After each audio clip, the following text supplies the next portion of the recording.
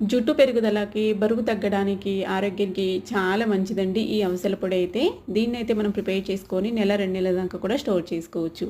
ఇడ్లీలోకి, దోస పైన వేసుకోవడానికి, ఇలా వేడి వేడి అన్నంలోకి నెయ్యి, ఈ అవిసె పొడి వేసుకొని తింటే టేస్ట్ అయితే అద్భుతంగా ఉంటుంది. అలాగే ఆరోగ్యం కూడా అంతే బెనిఫిట్స్ అయితే దొరుకుతాయండి.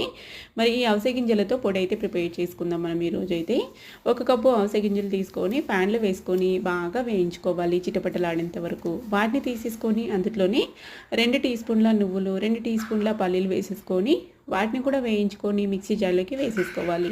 వెల్లుల్లిపాయ రేఖలు, జీలకర్ర, ఉప్పు, కారం టేస్ట్కి సరిపడా వేసుకొని కరివేపాకు పొడి, అలాగే ఇక్కడ నేను మునగాకు పొడి కూడా వేసుకున్నానండి. ఒక్కొక్క టీ స్పూన్ వేసుకొని మిక్సీ పట్టుకోవాలి కోర్సుగా అన్నట్టు.